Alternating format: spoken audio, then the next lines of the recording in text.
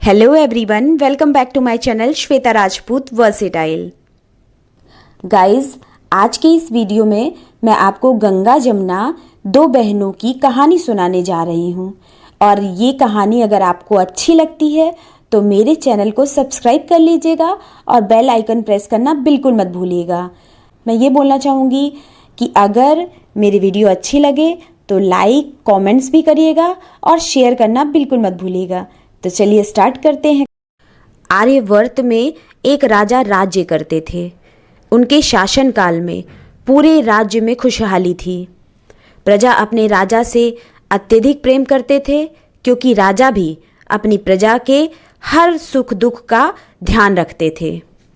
अपनी प्रजा की हर एक ज़रूरत पूरी करने की कोशिश करता था। राजा अत्यधिक दयालु था। राजा की जो रानी थी वे भी बहुत धार्मिक प्रवृत्ति की महिला थी। राजा और रानी बहुत ही अच्छे थे और प्रजा उन्हें बहुत मानती थी। वे भी प्रजा को अपने बच्चों के समान प्रेम करते थे। राजा रानी के राज्य में चारों तरफ खुशहाली थी, लेकिन राजा को एक ही दुख था। राजा रानी को दुख था कि उनके महल में एक भी किलकारी नहीं गूंजी थी। प्रजा भी अपने राजा के लिए दुआएं करती थी कि हमारे राजा के महल में भी कोई बच्चा जन्म ले। लेकिन राजा ने बहुत कोशिश की, बहुत से वैद्य हकीमों से रानी का इलाज कराया, लेकिन रानी को कोई बच्चा नहीं हुआ।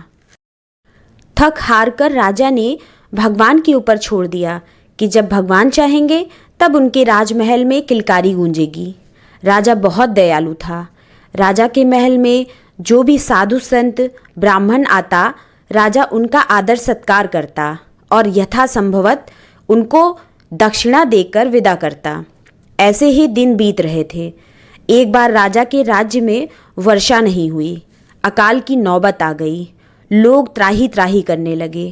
राजा ने अपनी प्रजा के लिए अपने महल के भंडार खोल दिए, जिससे प्रजा को किसी भी तरह की कोई परेशानी ना हो। प्रजा दोनों हाथ उठाकर राजा को दुआएं देती कि ऐसा राजा भगवान सबको दे।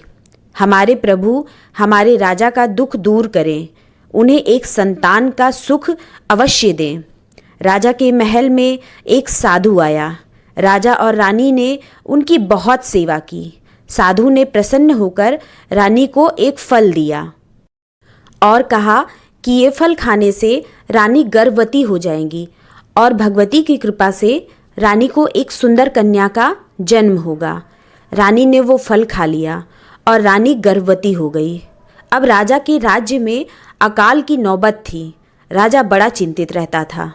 धीरे धीरे समय बीता।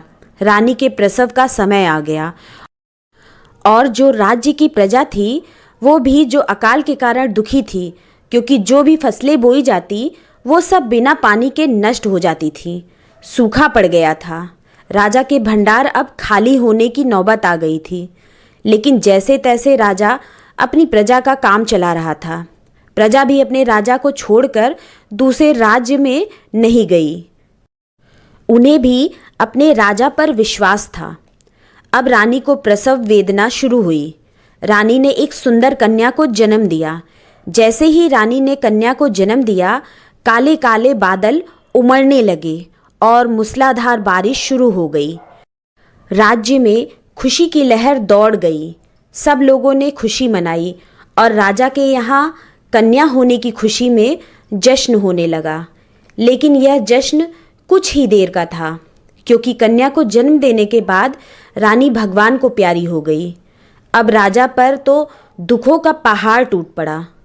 उसने अपनी कन्या को जब गोद में उठाकर देखा तो वो बहुत ही सुंदर कन्या थी, बहुत ही प्यारी थी। राजा ने अपनी रानी की निशानी समझकर उस कन्या को अपने सीने से लगा लिया और उसे पालने लगा। लेकिन अकेले राजा को छोटी सी राजकुमारी को पालना उसके बस की बात नहीं थी। अगर राजा कन्या पर ध्यान देता तो राजकाज कौन चलाता। इसलिए राजा ने अपनी सबसे विश्वास पात्र दासी को अपनी कन्या को सौंप दिया और धीरे धीरे कन्या दासी की देखरेख में पलने लगी। प्रजा के लोग भी कन्या को आशीर्वाद देते थे। राजा की कन्या के पैदा होते ही उसकी माँ चल बसी। लेकिन कन्या के जन्म लेने के बाद अकाल पड़े राज्य में मूसलाधार बारिश हुई, अन्न धन के द्वार खुल गए थे, इसलिए कन्या का नाम गंगा रखा गया। गंगा ने जन्म लिया है और वो कन्या भी थी, बहुत मासूम, सुंदर, प्यारी सी। राजा के मंत्रीगणों ने आपस में विचार विमर्श किया और उन्होंने राजा से कहा, आप दूसरा विवाह कर लीजिए, आपको पत्नी तथा बेटी को माँ की ज़रूरत है। राजा ने मना कर दिया।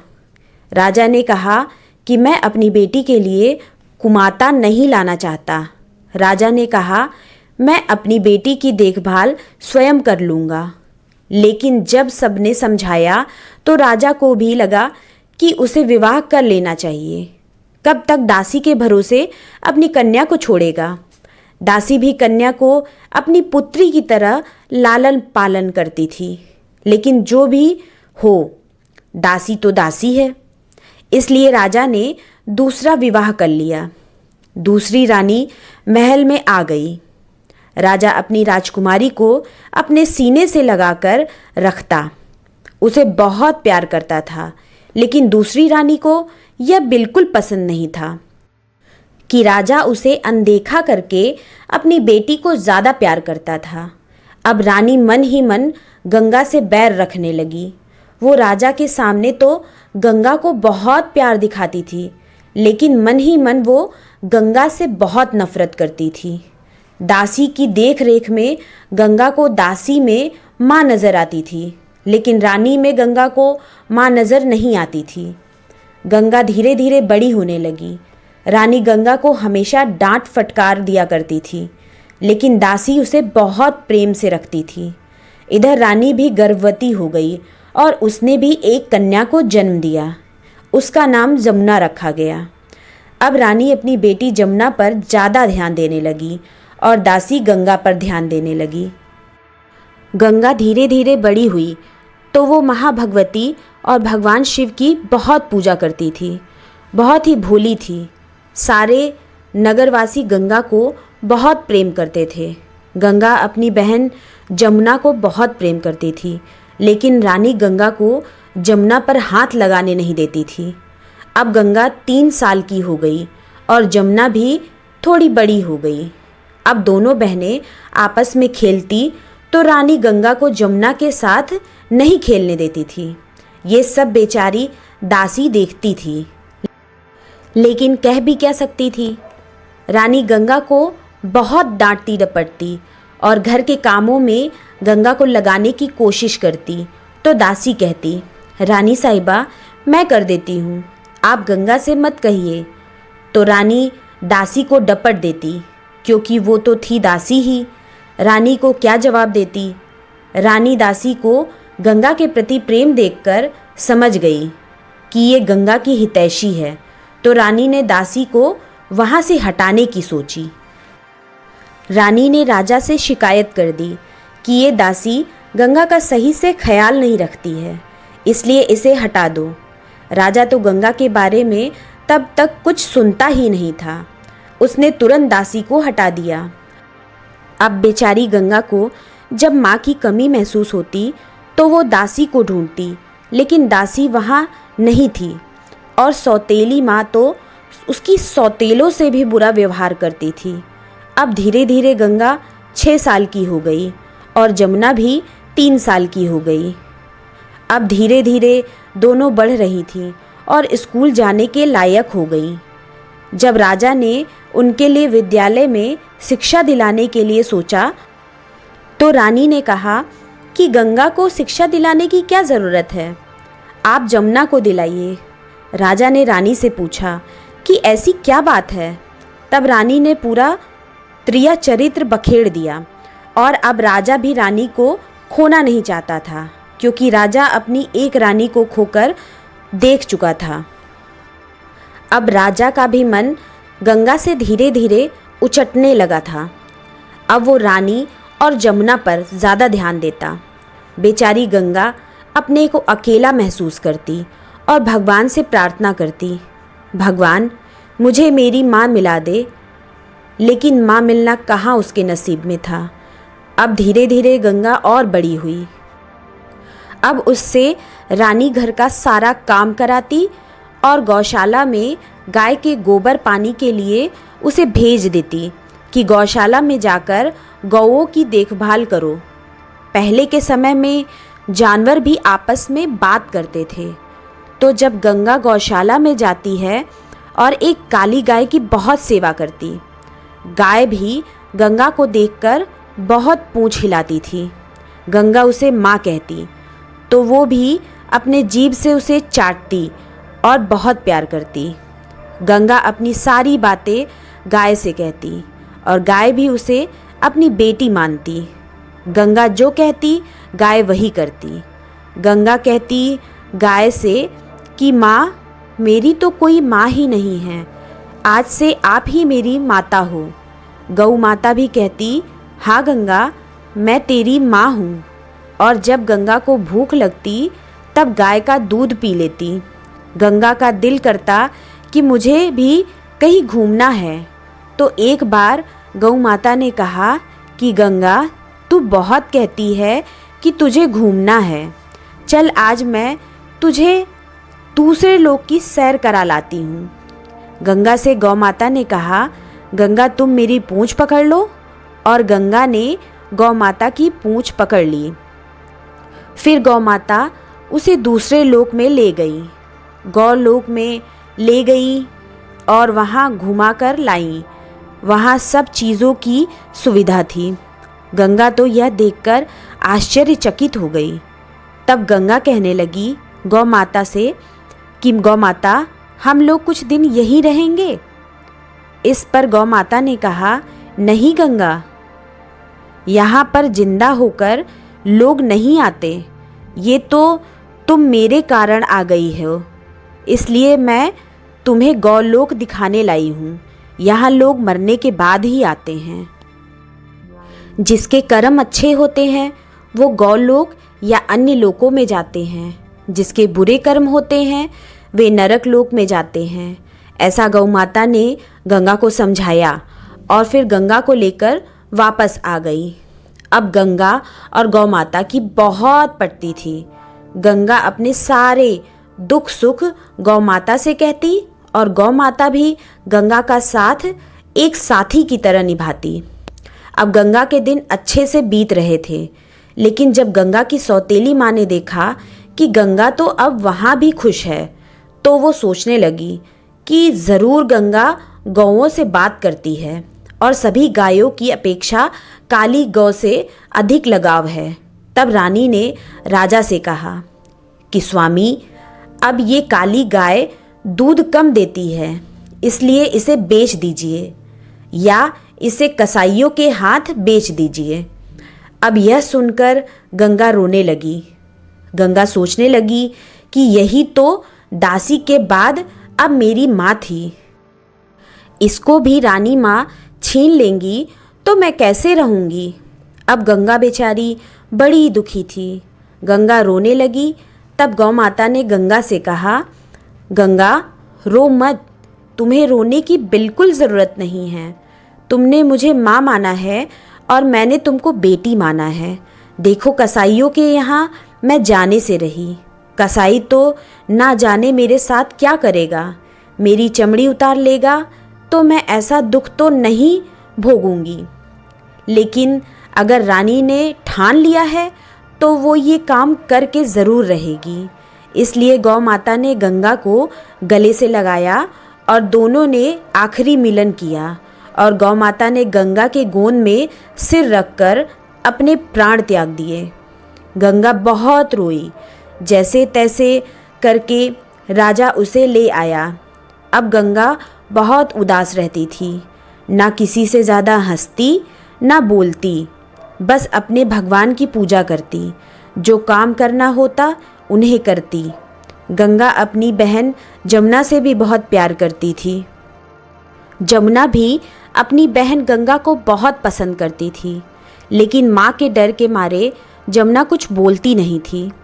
अब दोनों बहनें शादी योग्य हो गई तो रानी ने कहा कि गंगा के लिए कोई काना, लंगड़ा, लूला जो भी मिले उसके लिए वर ढूंढो। राजा ने कहा, देखो रानी, ये भी मेरी बेटी है, इसके लिए भला मैं कैसे ऐसा वर ढूंढ सकता हूँ? सारा समाज क्या कहेगा, प्रजा क्या कहेगी? लेकिन रानी नहीं मानी और बोली, मेरी जमुना के लिए अच्छे से खानदान में बड़े चक्रवर्ती सम्राट के यहाँ मेरी जमुना का विवाह करो। राजा बोला, ठीक है। अब राजा ने नाई और ब्राह्मण को बुलाया और कहा कि जैसा मैंने बताया है वैसा वर ढूंढ के लाओ। अब नाई और ब्राह्मण वर ढूंढने के लिए चल दिए गंगा के। गंगा तो अपनी आत्मा की बड़ी पवित्र थी, भगवती माता और भगवान शिव की बड़ी उपासक थी, वो उनको ही पूजती थी। उधर पार्वती माता भगवान शंकर से बोली कि हे नाथ, हे भोलेनाथ, देखिए ये हमारी कितनी पूजा करती है, फिर भी इसके लिए आपने इसका कैसा भाग्य लिखा है? तो भगवान शिव बोले, देखो पार्वती, सबका अपना अपना नसीब है, अपने अपने कर्मों के अनुसार सबको ये जीवन जीना होता है। लेकिन पार्वती जी बोली, हे भोलेनाथ, अगर हम किसी की सहायता नहीं करेंगे, किसी की इच्छा पूरी नहीं करेंगे, तो हमें संसार में कौन मानेगा? तब शंकर भगवान बोले, पार्वती तुम चिंता मत करो। उधर भगवान शंकर की कृपा से एक राजकुमार अंधा, लंगड़ा, लूला बनके एक पेड़ के नीचे बैठा था। वो राजकुमार अपने राज्य का गुप्तचर बनके दूसरे राज्य के शत्रुओं का पता लगाने के लिए बैठा था, ताकि कोई उसे पहचान न ले। तभी नाई और ब्राह्मण उसके पास पहुँचे और बोले, क्या तुम हमारे राजा की लड़की के साथ शादी करोगे? वो बोला, मैं तो लंगड़ा लूला हूँ, आँखों से भी मुझे बहुत कम दिखाई देता है, मुझसे भला कौन विवाह करेगा? तब वो कहने लगे, हमारे राजा की लड़की बहुत ही खूबसूरत है, अगर आप चाहो तो उन्हें ऐसे ही वर की तलाश है। उस राजकुमार ने कहा, भला मुझे क्या ऐतराज़ है? लेकिन उसने अपना सही परिचय नहीं दिया। वो एक गरीब और भिखमंगा बनकर ही उनसे मिला और उधर जमुना के लिए एक चक्रवर्ती सम्राट के राजकुमार का रिश्ता किया गया। रानी बोली कि अब रिश्ता हो गया है, लेकिन दोनों की बारात भी समय पर आनी चाहिए। गंगा की बारात में सिर्फ 5 लोग आएंगे और मेरी जमुना की बारात में आसपास के राज्यों में भी पता चल जाए कि देखो बारात क्या होती है। राजा बोला, ठीक है। राजा ने रानी की बात मान ली। रानी अनशन पार्टी लेके बैठ गई, या तो मेरी बात मानो या मैं अपने प्राण त्याग दूंगी। राजा ने उसकी बात मान ली। इस प्रकार काना, लंगड़ा बना हुआ राजकुमार और चक्रवर्ती सम्राट की शादी तय हुई। अब महादेव जी सोचने लगे कि ये 5 आदमी कौन जाएंगे बारात में, और वो राजकुमार भी परेशान था, अंधा, लंगड़ा, लूला बना, भला कौन उसकी बारात में जाएगा? अब भगवान भोलेनाथ ने कहा कि ठीक है, हम ही इसकी बारात में चलते हैं। भगवान शंकर, विष्णु भगवान, ब्रह्मा जी, गणेश जी और नारद जी 5 वेश बदलकर आ गए और उसकी बारात में शामिल हो गए। अब वो बारात लेकर गंगा के द्वार चले गए। उधर चक्रवर्ती राजा के बेटे की बारात आई। उसके बारात आने की दूर से ही ढोल नगाड़े की आवाज़ आ रही थी। लग रहा था, हाँ भाई हाँ, आज तो बारात चढ़ रही है। दूर दूर तक ढोल नगाड़ों की आवाज़ गूंज रही थी। इधर गंगा की सादे तरीके से ही विवाह हो गया और ना कोई तामझाम था, ना ही कोई रौनक थी। लेकिन गंगा ने मान लिया, जहाँ मेरे माता पिता शादी करेंगे वो अच्छा ही करेंगे। वह खुशी खुशी राजी हो गई और उसने अपने माता पिता की पसंद से ही शादी कर ली। उधर जमुना भी विवाह के पश्चात विदा हो गई। दोनों बहन गले मिलकर रोईं। दोनों बहनों में बहुत अधिक प्रेम था, लेकिन जमुना भी अधिक कर क्या सकती थी। और गंगा भी अपने पति के साथ विदा हो गई। चलते चलते रास्ते में जहाँ राजकुमार अंधा लंगड़ा बन के बैठा हुआ था, उसी पेड़ के नीचे पहुँच गया। गंगा बोली राजकुमार से कि हे नाथ, आपका तो कोई घर परिवार भी नहीं है, मैं कहाँ रहूँगी। राजकुमार कहने लगा कि हे गंगा, तुम मेरी पत्नी बन के आई हो तो मेरा बसेरा तो इस पेड़ के नीचे ही है, इसलिए तुम्हें भी इस पेड़ के नीचे ही रहना पड़ेगा। गंगा बेचारी बड़ी पतिव्रता थी। कहने लगी, हे नाथ, जहाँ आप रहोगे वहाँ मैं रहूँगी। पति के चरणों में ही पत्नी का जीवन है। और इस तरीके की बात करते हुए वो वहीं बैठ गई। अब भगवान शंकर बोले, ये तो मेरी प्रिय भक्त है, भला ये राजकुमार के साथ ऐसे कैसे रहेगी, ऐसे पेड़ के नीचे। तभी भगवान की माया से वहाँ एक संदेशवाहक आया और बोला राजकुमार से कि रानी की तबीयत खराब है और तुम्हें तुरंत महल बुलाया है। अब राजकुमार घोड़े पर सवार हो गया और गंगा को उसने घोड़े पर पीछे बैठा लिया। गंगा ये सब देखकर हैरान थी। वह ना तो लंगड़ा लूला था और ना ही अंधा बहरा और ना ही उसके कोई भी कोढ़ था। पांचों बाराती ब्रह्मा, विष्णु, महेश, नारद और गणेश जी वो उनके साथ थे। वे बोले, हमने बारात तक तुम्हारा साथ दिया है, अब हम जाते हैं। तब राजकुमार ने कहा कि आप सब ने अगर बारात तक साथ दिया है तो अब कृपा करके हमारे घर तक भी साथ दे दें। मेरे माता पिता पूछेंगे कि हमसे बिना बताए ही तुमने विवाह भी रचा लिया। मैं अपने माता पिता का इकलौता बेटा हूँ, उन्हें इस बात का दुख होगा। यह सुनकर ब्रह्मा, विष्णु, महेश, नारद और गणेश जी उनके साथ चल दिए। अब जब वो महल में पहुँचे तो राजा रानी ने जब इतनी सुंदर बहू देखी तो वो सारा गुस्सा भूल गए। गंगा थी ही बहुत खूबसूरत। रानी तो बहुत खुश हो गई कि उनके बेटे का विवाह हो गया, लेकिन वो थोड़ी नाराज़ भी हुई कि हमारे दिल के अरमान तो हमारे दिल में रह गए। हमने तो सोचा था कि अपने राजकुमार के शादी में अपने सारे अरमान निकालेंगे। तब ब्रह्मा, विष्णु, महेश ने राजा रानी को सारी बातें बताईं।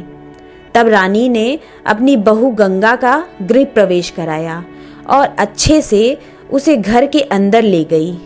अब ब्रह्मा, विष्णु, महेश जो कि साधारण रूप में थे, उन्होंने भी राजा रानी से आज्ञा मांगी और चल दिए। लेकिन जहाँ गणेश जी, ब्रह्मा, विष्णु, महेश जी स्वयं आए हों, जहाँ उनके कदम पड़े हों, तो भला वहाँ किसी चीज़ की कमी कैसे रह सकती है। अब तो गंगा के आने से रानी का जो महल था और राजा का जो राज्य था और राजकुमार दिन दोगुनी रातें चौगुनी हो गया, अर्थात उन्नति करने लगे। राज्य में हर तरह से धन्य धान्य की वृद्धि होती गई। अब तो वे गंगा को साक्षात लक्ष्मी का रूप मानते। अब गंगा भी खुश थी कि चलो जो भी मेरे माता पिता ने सोचा है अच्छा है। गंगा ने सबका दिल जीत लिया। गंगा बहुत संस्कारी थी। वो माता पिता और पति की सेवा करती, पूजा पाठ भी लगन से किया करती। राजकुमार भी गंगा को बहुत प्यार करता। दोनों की जोड़ी बिल्कुल राम सीता की जोड़ी थी। अब राजा और रानी भी अपने बेटे और बहू को देखकर बहुत खुश थे। अब उनकी भी सारी चिंता समाप्त हो गई थी। अब राजा ने अपने बेटे को राजगद्दी सौंप दी और कहने लगे कि तुम राज्य का कार्यभार संभालो। अब हमसे इतना काम नहीं होता है। अब राजकुमार राजा बन गया। इधर धीरे धीरे पहला सावन आया, अर्थात सावन का महीना आया तो तीज का त्योहार भी आया। सब लड़कियां तीज के त्योहार में अपने मायके आईं।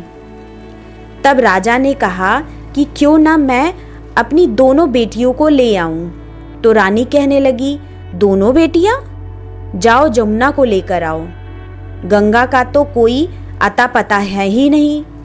तो राजा बोला, नहीं, मैं तो उसी पेड़ के पास जाऊंगा जहाँ पे हमने उसको ब्याहा था।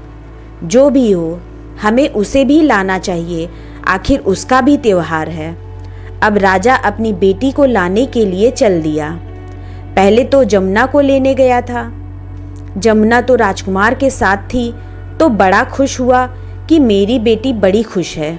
लेकिन जमुना के चेहरे पर एक अजीब सी उदासी थी। राजा ने उसे चक्रवर्ती सम्राट के घर में ब्याहा था, फिर भी जमुना खुश नजर नहीं आ रही थी। जमुना ने वहाँ कुछ नहीं बोला और चुपचाप अपने पिता के साथ आ गई। अब राजा गंगा को लेने गया। गंगा को लेने वो उसी पेड़ के पास गया तो देखा वहाँ पे तो कुछ नहीं है। वहाँ किसी से पूछा कि यहाँ पर एक लंगड़ा लूला रहता था, वो कहाँ है? तब किसी ने बताया कि वो लंगड़ा लूला नहीं था, वो तो उस राज्य का राजकुमार था और यहाँ पर अपने दुश्मनों के लिए गुप्तचर बनकर बैठा था। राजा को सुनकर ये बड़ा धक्का लगा, लेकिन मन ही मन राजा बहुत खुश हुआ कि चलो उसकी बेटी जो भी हो अच्छे घर गई है और राजकुमारी थी तो राजकुमार की पत्नी बनकर गई है। अब राजा के दिल से बोझ हट गया, क्योंकि वो गंगा को बचपन से बहुत प्यार करता था, लेकिन रानी के सिखाए में आकर उसकी ममता न जाने कहाँ खो गई थी। अब उसका बेटी प्रेम जागने लगा।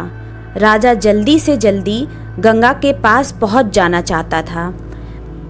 गंगा के घर जब गया राजा, तो गंगा को पता भेजा गया कि तुम्हारे पिताजी आए हैं।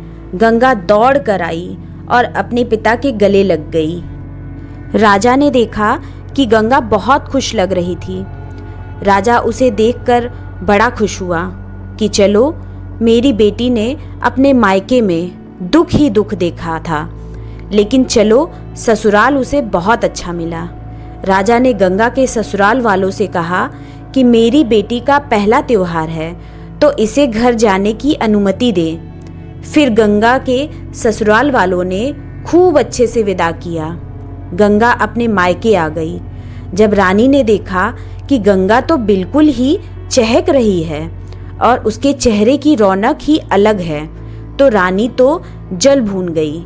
ऊपर से जब राजा ने बताया कि हमने तो गंगा को एक कोढ़ी के साथ ब्याहा था, लेकिन वे कोढ़ी नहीं था, वह तो एक बहुत बड़ा राजा है और हमारी गंगा एक बहुत बड़े चक्रवर्ती सम्राट के घर में गई है, जिसका आसपास के राज्य में बड़ा दबदबा है। ये सुनकर रानी और जल भुन गई। सोचने लगी, इसके लिए तो खड्डा खोदा, लेकिन ये कैसे बच गई। फिर वो लोग साथ में रहने लगे, लेकिन जमुना बहुत उदास रहती थी। एक दिन गंगा ने पूछा, जमुना बहन, तुम क्यों इतनी उदास रहती हो? तुम तो अच्छे घर में गई हो, राजा है, फिर क्या कमी है? तब जमुना कहने लगी कि गंगा बहन, और गले लगाकर रोने लगी। वह कहने लगी, मेरी माँ ने जो भी कर्म किए उसकी सजा मुझे मिल रही है। मेरी माँ ने मुझे उस चक्रवर्ती सम्राट के घर में ब्याह दिया, लेकिन जो मेरा पति है वो एक नंबर का अय्यास और नशेबाज है। वो मेरी कोई कदर नहीं करता और मेरे सास ससुर का व्यवहार भी मेरे तरफ अच्छा नहीं है। वो लोग बात बात पे मुझे ताना मारते हैं और मुझे तो घर के कोई काम करने भी नहीं आते, और मैं काम नहीं कर पाती हूँ तो मुझे वो मारते पीटते हैं। लेकिन मैं अपने पिता से कैसे कहूँ? गंगा बोली, कोई नहीं बहन, तू चिंता क्यों करती है? अब मैं आ गई हूँ, तू मेरे साथ बैठ और मैं तुझे सारे काम करने सिखाती हूँ और तू काम करके उनका दिल जीत लेना और फिर तेरी समस्या खत्म हो जाएगी। अब रानी तो बहुत जल्दी थी कि जमुना उसके साथ न रहे, क्योंकि वो गंगा को बिल्कुल पसंद नहीं करती थी। लेकिन अब जमुना अपने माँ से डरती नहीं थी। जमुना कह देती थी कि क्या है माँ, मैं गंगा दीदी के साथ रहूंगी। क्या कमी है गंगा दीदी में जो आज तक आपको अच्छी ही नहीं लगी। इस पर रानी चुप हो जाती। अब गंगा ने उसे घर के सारे काम धीरे धीरे करके सिखा दिए। जमुना को अच्छे से खाना बनाना आ गया, कैसे किसका दिल जीतना है वो सब आ गया। जमुना में थोड़ा अहंकार तो था कि माँ ने उसे कभी डांटा नहीं और काम कभी उससे करवाया नहीं। गंगा बेचारी वक्त की मारी थी, सारे काम सीख गई और उसका व्यवहार भी अच्छा था तो सबका दिल जीत लेती थी। राज्य में भी सब गंगा को बहुत प्यार देते थे। जमुना को लोग उसकी माँ की वजह से बहुत कम पसंद करते थे। इसका भी असर जमुना पर पड़ा था, जिससे वो थोड़ी सी घमंडी हो गई थी। लेकिन गंगा के साथ उसका व्यवहार हमेशा अच्छा रहा। गंगा से वो सारे काम सीखकर निपुण हो गई। देखते ही देखते तीज का त्योहार बीत गया तो दोनों बहनें अपने अपने ससुराल चली गई। अब जब ससुराल गई तो गंगा के तो सास ससुर बहुत अच्छे थे, उसको तो पलकों पर बिठा कर रखते थे। गंगा सबकी इच्छाओं का ध्यान रखती थी।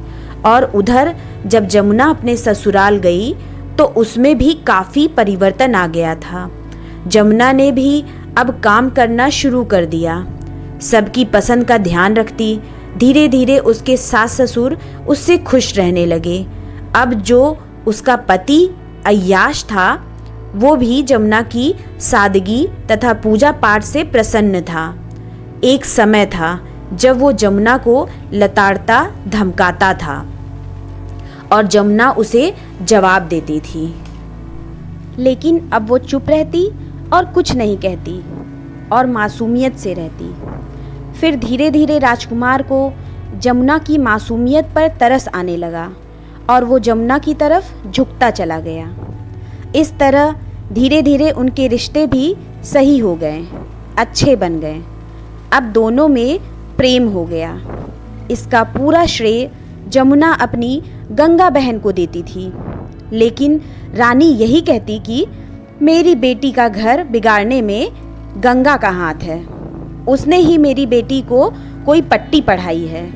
मेरी बेटी तो नाजों से पली है, राजकुमारी है और आज देखो कितने काम करती है। वो गंगा से बहुत नफरत करती थी, लेकिन गंगा ने उसे अपनी माँ माना था। लेकिन रानी को गंगा फूटी आंख नहीं सुहाती थी। अब जब भी रानी गंगा को कोसती तो जमुना अपनी माँ को दुत्कारती और कहती, माँ तुमने तो हमेशा हम बहनों में सौतेलापन किया है, लेकिन आज मैं अपने घर में गंगा बहन की वजह से रच बस गई हूँ। ये उसी के कारण है। ये सुनकर रानी को बहुत धक्का लगा और उसे पक्षघात हो गया। तब गंगा आई माँ की खबर सुन के कि माँ बीमार है। गंगा माँ के पास बैठी तो रानी को आंखों से आंसू बह रहे थे। रानी कहने लगी, गंगा मैंने तेरे साथ बहुत बुरा किया, जिसकी करनी मुझे मिल गई है। आज जो भी मुझे पक्षघात हुआ है, शायद ये मुझे मेरे कर्मों का फल मिला है। गंगा कहने लगी, नहीं माँ, आप ऐसे क्यों कह रही हो। रानी बोली, नहीं बेटी, हो सके तो मुझे माफ़ कर दे। गंगा बोली, माँ, माफ़ करने के लिए मैं तुमसे नाराज़ ही कब हुई। मैंने तो हमेशा तुम्हें अपनी माँ माना है। रानी कहने लगी, बेटी, तुमने तो हमेशा मुझे अपनी माँ माना है, लेकिन मैंने तुझे कभी अपनी बेटी नहीं माना। अब गंगा कहने लगी, नहीं माँ, ऐसा नहीं कहते, माँ तो माँ होती है। अब रानी ने रोकर गंगा को सीने से लगा लिया। अब रानी दोनों बेटियों को प्यार करने लगी। दोनों का मायके आना जाना हो गया। गंगा ने अपनी मासूमियत से ससुराल और मायके में इज्जत बना ली थी। राजा भी बहुत खुश था कि उसकी दोनों बेटियों को बराबर से सम्मान मिल गया। दोस्तों, अब यही मैं अपना वीडियो समाप्त करती हूँ। अगर आपको हमारी कहानी पसंद आई हो तो प्लीज़ हमारे चैनल को सब्सक्राइब करें और बेल आइकन प्रेस करना बिल्कुल ना भूलें। और दोस्तों, लाइक, शेयर, कमेंट्स करना भी बिल्कुल मत भूलिएगा। तो मिलते हैं नेक्स्ट वीडियो में, तब तक के लिए जय श्री हरि, जय भोलेनाथ।